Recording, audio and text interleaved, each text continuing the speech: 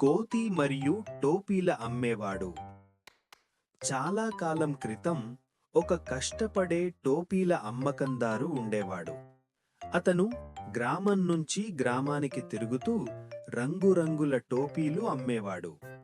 ప్రతిరోజూ ఉదయం ఎరుపు టోపీలు, నీలం టోపీలు, పసుపు టోపీలు అన్నీ ఒక పెద్ద మూటగా కట్టి తన తలపై జాగ్రత్తగా పెట్టుకొని బయలుదేరేవాడు. ఎండలో చాలా దూరం నడవాల్సి వచ్చేది. అది అతని రోజువారీ జీవితం. ఒక మధ్యాహ్నం ఒక నిశ్శబ్దమైన అడవిలో నడుస్తూ ఉండగా ఎండ చాలా ఎక్కువగా అనిపించింది. కాళ్ళు నొప్పిగా ఉన్నాయి. గొంతు ఎండిపోయింది.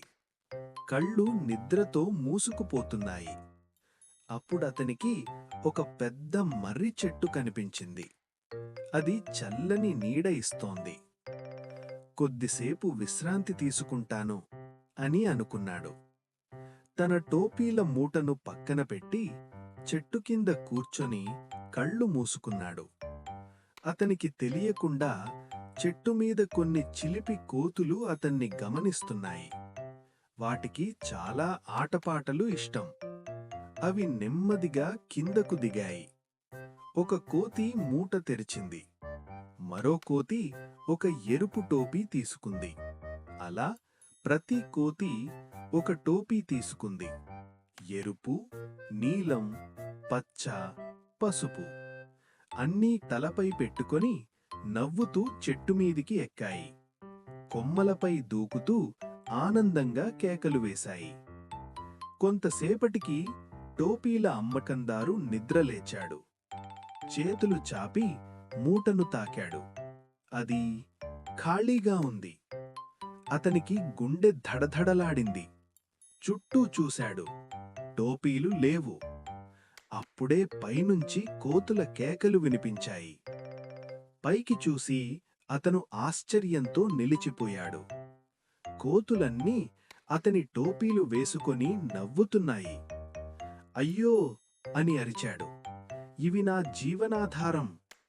అతను అరిచాడు, కర్ర ఊపాడు, వినయంగా అడిగాడు. కాని కోతులు ఇంకా ఎక్కువగా నవ్వాయి. అతను చేసిన ప్రతి పని అవి కూడా అలాగే చేశాయి. చివరికి అలసిపోయి బాధతో అతను కూర్చున్నాడు. అప్పుడే కోతులను జాగ్రత్తగా చూస్తూ అతనికి ఒక చిన్న ఆలోచన వచ్చింది. కోతులు అనుకరిస్తాయి అని అతను నెమ్మదిగా తనలో తానే అన్నాడు. ఆయన తన తలపై ఉన్న టోపీని మెల్లగా తీసేశాడు. అన్ని కోతులు ఆగిపోయి అతనిని చూడసాగాయి. వాటి చిన్న కళ్లలో ఆసక్తి కనిపించింది.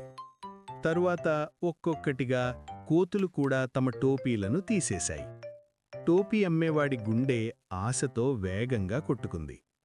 ధైర్యం చేసి అతను తన టోపీని నేలపైకి విసిరాడు. కొన్ని క్షణాలు ఏమీ జరగలేదు. అంతలో ధప్! ఒక కోతి తన టోపీని కిందకు విసిరింది. ధప్ ధప్! ఇంకా కోతులు తమ టోపీలను చెట్టు మీద నుంచి కిందకు విసిరాయి. రంగురంగుల ఆకులు పడినట్టుగా టోపీలు పడ్డాయి. వెంటనే అతను అన్ని టోపీలను ఏరుకుని కట్టగా కట్టి మళ్లీ తన తలపై పెట్టుకున్నాడు. టోపీలు లేకుండా ఉన్న కోతుల వైపు చూసి చిరునవ్వుతో కృతజ్ఞతగా చూశాడు. అతను ఒక మంచి పాఠం నేర్చుకున్నాడు.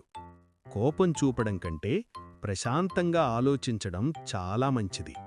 చూసినందుకు ధన్యవాదాలు. ఇంకా మంచి కథల కోసం టైనీ టాడ్లర్ టైమ్స్ ఛానల్ను తప్పకుండా సబ్స్క్రైబ్ చేయండి.